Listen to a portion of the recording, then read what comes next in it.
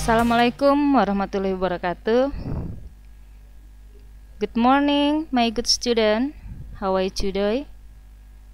I hope you are good condition. Okay. English for grade 9 ya.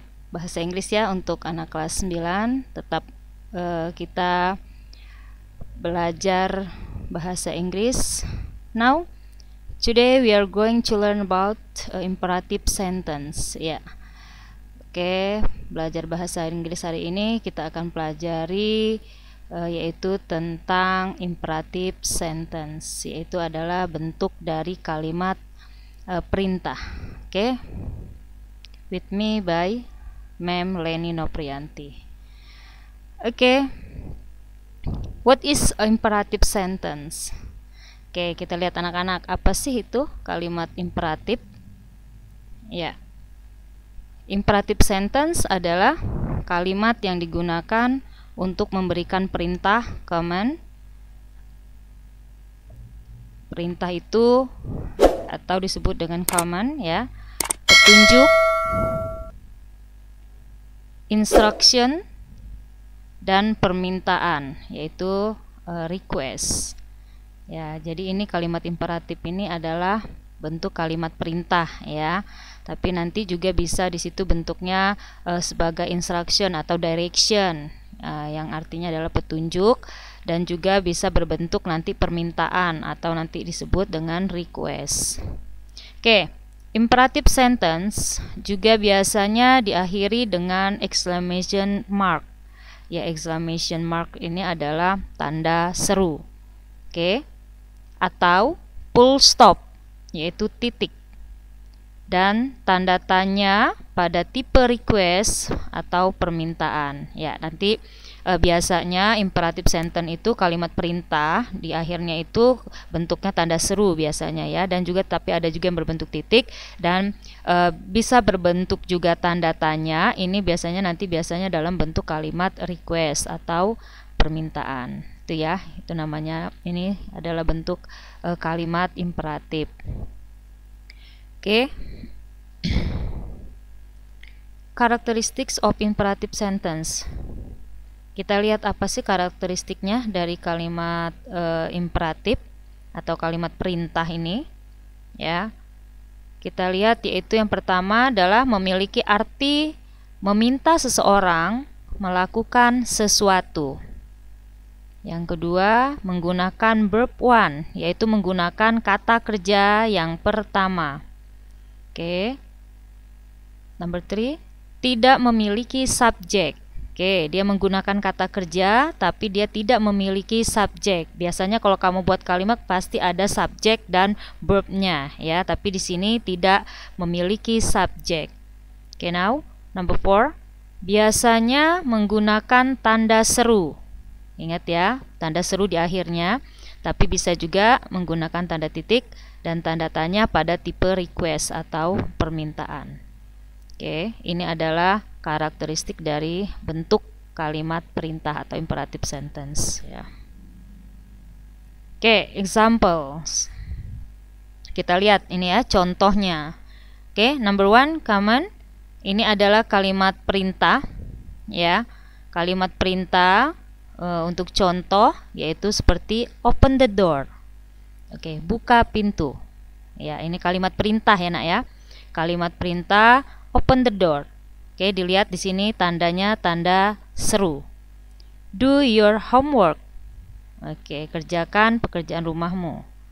Be careful. Hati-hati. Don't touch me. Oke, jangan sentuh saya. Don't make a noise, ya, jangan buat keributan. Oke, kita lihat ini semua adalah contoh dari bentuk imperative sentence, yaitu bentuk kalimat perintah. Ya, ingat ya tadi di sana bentuknya adalah menggunakan kata kerja, yaitu nanti di sini menggunakan tanda seru. Verbnya verb one. Nah, ini verb one. Nah, ini berbeda sendiri. Dalam contoh di sini ini menggunakan be karena nanti yang bentuk selanjutnya, karena di sini bukan berbentuk kata kerja. Karena ini bentuknya adalah selain dari kata kerja maka nanti ditambah be. Dan juga di sini ada menggunakan don't, yaitu menyatakan don't touch me, ya jangan, yaitu larangan ya. Nah, di sini ada beberapa contoh nanti akan kita pelajari hari ini, yaitu ini dalam contoh aja ya, yaitu secara umum saya kasih contoh dalam bentuk perintah. Ya, imperative sentence, kalimat perintahnya. Oke. Next. Instruction atau petunjuk. Kalau tadi bentuknya kalimat perintah, sekarang bisa instruction atau direction ya. Direction juga itu adalah petunjuk. Artinya adalah petunjuk. Oke, now turn left when you see around the boat. Ya. Wash the egg to remove any dirt. Press and hold the button. Keep out of reach of a children. Oke, kita lihat di sini ini bentuk petunjuk ya. Petunjuk maksudnya ini belok kiri ketika kamu melihat bundaran. Nah, ini petunjuk ya. Wash the egg to remove any dirt. Maksudnya cuci telur untuk menghilangkan kotoran. Press and hold the button. Iya, maksudnya tekan dan sentuh ya, maksudnya pegang dan tekan tombol. Keep out of reach of children. Nah, ini jauhkan dari jangkauan anak-anak. Ini semua adalah direction atau petunjuk. Mungkin kemarin kamu sudah mempelajari tentang label juga ini ada ya. Ini namanya directionnya, petunjuk penggunaan. Itu sama aja, ini dalam bentuk petunjuk atau instruction atau direction ini ya. Oke, next. Oke, number 3, request, permintaan. Request ini adalah permintaan.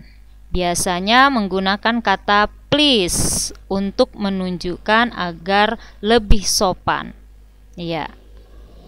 Bisa menggunakan kata please ini nanti di awal kalimatnya boleh atau nanti di akhir juga boleh menggunakan kata please ya.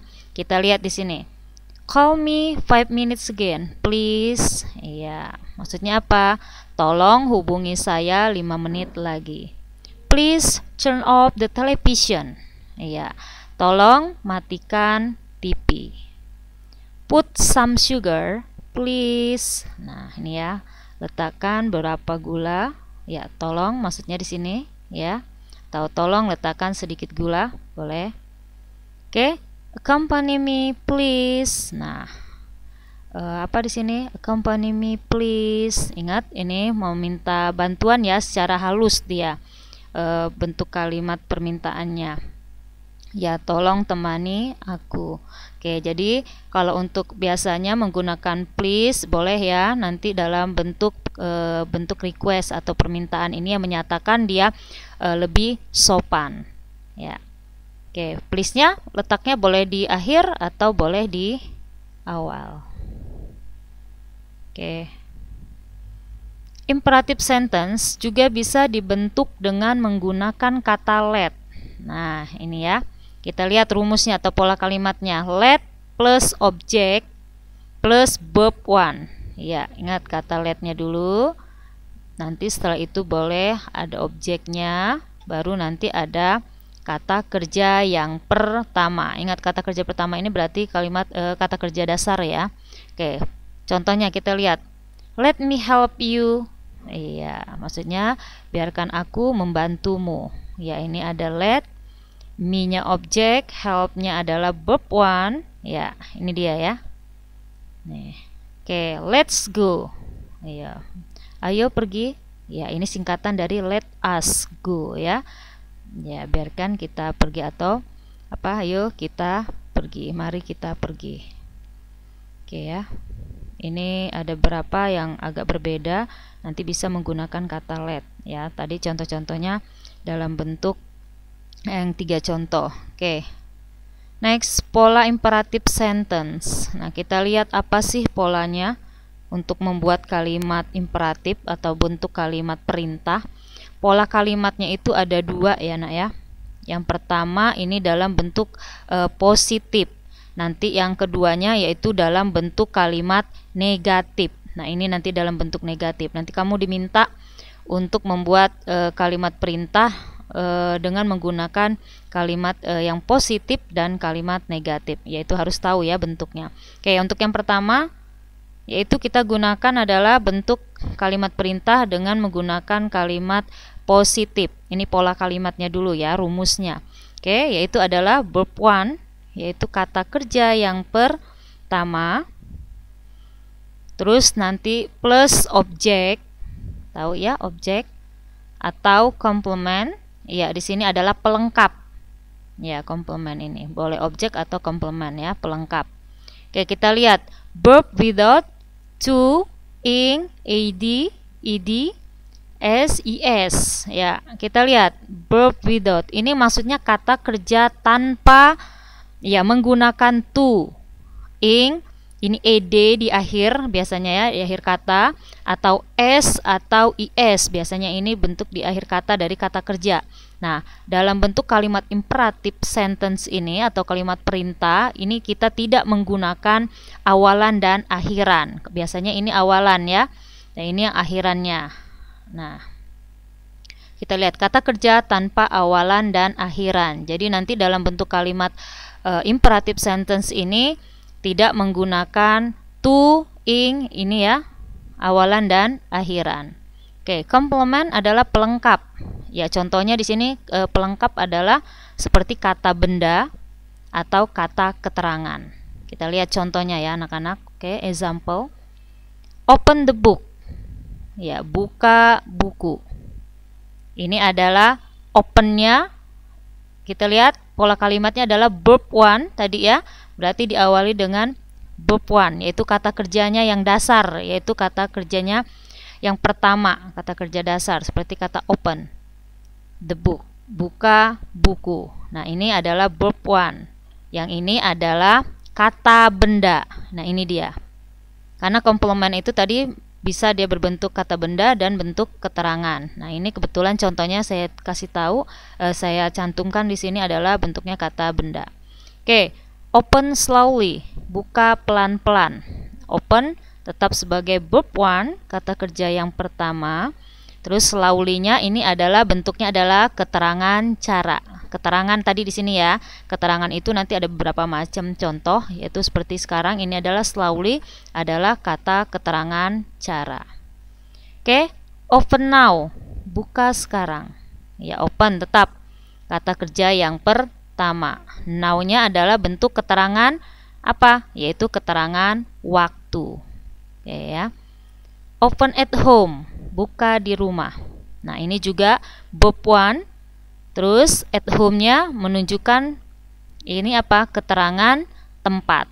Ya, di rumah kan keterangan tempat. Nah, dilihat ya anak-anak. Ingat lagi ini bentuk yang positif. Saya ulangi lagi. Bentuk yang positif ini diawali dengan verb one, kata kerja yang pertama. Nah, ini contohnya seperti kata open. Ini semua adalah bentuk kata kerja yang pertama, yaitu kata dasar ya, kata kerja dasarnya yang pertama. Baru nanti ditambah boleh objek atau komplement, yaitu di sini contoh-contohnya tadi komplementnya bisa saya kasih kata benda, kata keterangan cara, waktu dan tempat. Nah, ini ya.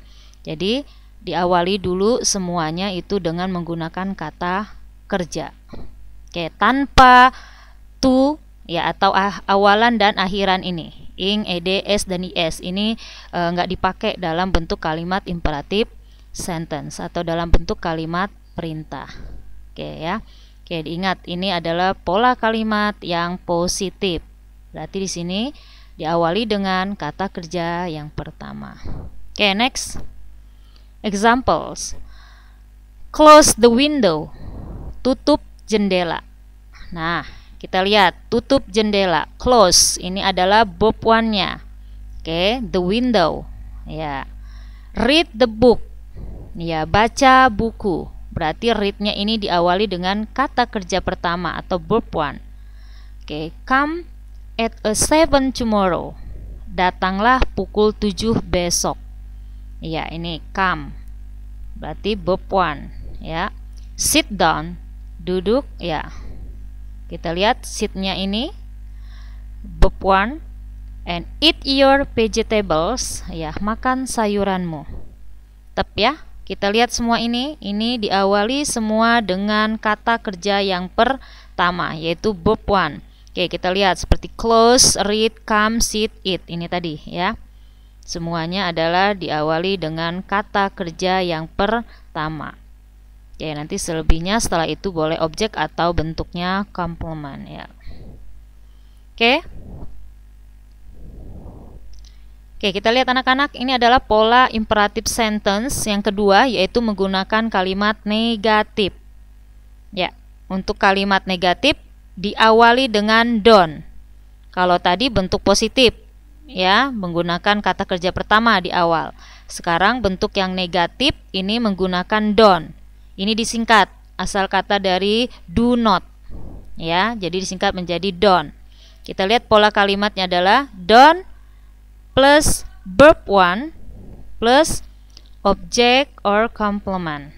Nah, kita lihat di sini bentuknya diawali dengan don't karena dia bentuknya adalah negatif.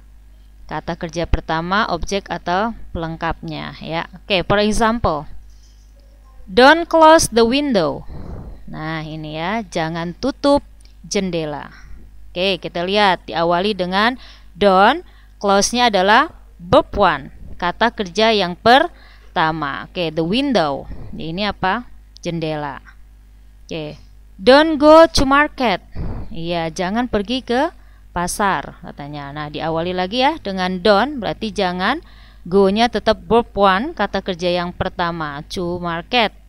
Ya, pasar. Ini bentuk keterangan tempat. Ya. Don't touch your painting. Ya, jangan sentuh lukisanmu. Oke, don't. Ini diawali dalam bentuk kalimat negatif. Touch-nya adalah verb one. Oke. Don't read the novel. Ya, jangan baca novel. Nah, ini diawali semua dengan kata-kata don't, menyatakan jangan. Setelah itu baru dia nanti bentuknya adalah verb one. Oke, selebihnya boleh objek atau complement. Oke, ingat ya anak-anak, pola imperative sentence atau kalimat perintah di sini ada dua pola kalimat. Yang pertama yang positif, yang kedua bentuknya negatif. Ya. Oke. Next, imperative sentence. Pola kalimat yang menggunakan adjective, noun, adverb. Oke, kita lihat ya anak-anak, ini juga ada bentuk kalimat imperatif atau kalimat perintah yang tidak menggunakan kata kerja di sini, yaitu menggunakan kata sifat. Adjective adalah kata sifat, noun adalah bentuk kata benda, adverb ini adalah bentuk keterangan. Oke, kalau yang tadi yang kita pelajari itu kalimat perintah dengan menggunakan kata kerja. Oke, yang ini kita menggunakan selain kata kerja ya. Oke, kalimatnya tetap pola kalimatnya ada positif dan juga ada pola bentuknya negatif. Kita lihat yang positif. Diawali dengan be plus. Nah, ini ana ini disingkat ya, Nak ya. Bentuk ana ini biar kalian itu paham nanti, biar ingat. Jadi disingkat seperti ini. A-nya itu ini adalah adjective. N-nya ini adalah noun, yang A yang di sini adalah adverb. Jadi disingkat biar kalian nanti mudah mengingatnya ya. Jadi ingat untuk kalimat yang positif. Now kita lihat di sini adalah diawali dengan be, karena yang kita bertemu dengan kata yang bukan bentuknya kata kerja. Oke. Now be smart. Nah, ini dia. Karena di sini adalah smart itu cerdas, kan bentuknya adalah sebagai adjektif, kata sifat. Jadi diawali dengan be. Now, be a doctor. Ya, diawali dengan be karena doctor di sini adalah noun, yaitu bentuk kata benda. Oke, be there. Nah, ini juga diawali dengan be karena there di sini adalah adverb ya. Ini adalah bentuk keterangan tempat. Oke, be quiet. Iya. Maksudnya di sini be quiet. Di sini adalah be-nya, dan setelah itu karena ini bukan bentuknya kata kerja. Jadi ingat ya, anak-anak, kalimat perintah yang di sini bentuk kalimat bentuknya adalah yang positif, harus diawali dengan be. Setelah itu baru nanti bisa diikuti dengan adjektif, noun, dan adverb. Tapi kalau dia dalam bentuk kata kerja, kalian tidak memakai be ya. Ini yang kita gunakan karena dia ketemu dengan bentuk kata sifat, kata benda, dan keterangan. Oke ya. Next, negative form, bentuk kalimat yang negatif. Kita lihat di sini sama seperti yang tadi, yaitu masih menggunakan diawali dengan don't, yaitu jangan. Oke, plus be, tetap menggunakan be, dan plus a and a tadi di sini ya. Ini saya singkat aja biar kalian nanti gampang mengingat. Sama tadi, kalau yang a di sini adalah adjective, n-nya ini adalah noun, yang di sini adalah adverb, yaitu keterangan. Jadi pola untuk kalimat negatif harus diawali dengan don't. Ingat ya, ini adalah singkatan dari do not. Oke, for example, don't be stupid. Iya, jangan bodoh katanya ya.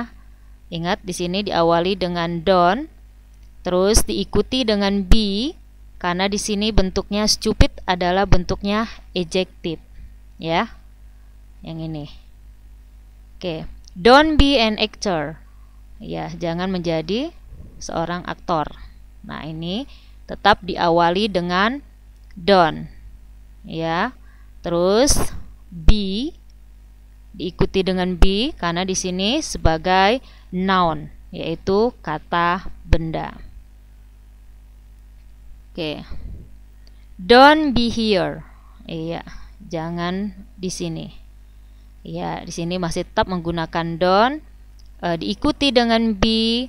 Nah, ini bentuknya adalah adverb. Adverbnya adalah adverb of place, yaitu bentuk keterangan tempat. Ya. Jadi ingat, untuk kalimat imperative sentence yang menggunakan adjective, yang diikuti dengan adjective, noun, ya, adjective ini adalah kata sifat. Ini adalah bentuknya noun, itu kata benda, dan ini juga sebagai keterangan. Jadi pola kalimatnya ada yang positive form, yaitu bentuk positif. Ini diikuti dengan be, dan baru nanti adjective, noun, dan adverb. Kalau bentuk negatif formnya, bentuk kalimat negatif itu harus diawali dengan don't, terus diikuti dengan be, baru nanti diikuti dengan boleh dengan adjective, noun, atau adverb. Oke, ini ya untuk anak-anak, kalian harus perhatikan. Jadi bentuk kalimat imperatif itu adalah kalimat perintah ya. Di sini bentuknya ada dua, yaitu menggunakan bentuk positif dan bentuk negatif ya. Kita lihat yang ini kebetulan contohnya yang menggunakan kata sifat, kata benda, dan keterangan. Oke. Now time for you. Put the words in brackets into the gaps. Mind the positive or negative form. Oke, sekarang ini ada latihan buat kalian. Kita coba ya dari apa yang saya terangkan tadi. Oke, ini letakkan kata-kata yang ada di dalam kurung. Ini ya. Letakkan kata-kata yang ada di dalam kurung into the gaps. Ini maksudnya yang ke dalam apa? Celah-celah ini ya. Mind the positive or negative form, yaitu pikirkan bentuk dari kalimat yang positif tadi ya, bentuk positif dan atau negatifnya. Oke, silakan kamu isi di sini yang ada di dalam kurung ini, tapi kamu masukkan ke dalam ini ya, titik-titik, tapi kamu harus pikirin juga bentuknya. Kamu lihat dia bentuknya positif atau bentuknya negatif. Oke, paham ya anak-anak ya? Silakan di sini nanti seperti upstairs, to go, the door, not too close, your teeth, to brush, the lamp, to turn on, walking, not to stop. Jadi kalian baca dulu ini pertanyaannya. Silakan nanti yang ada dalam kurung kalian letakkan di bagian yang titik-titik ini. Kamu ingat ya, pikirkan lagi positif or negative form, yaitu bentuk yang positif atau bentuk negatifnya dari yang dalam kurung ini. Silakan kalian masukkan ke dalam titik-titik ini ya, celah-celah ini. Oke, I think that's all. Thank you for your attention. See you next time. Goodbye. Wassalamualaikum warahmatullahi wabarakatuh.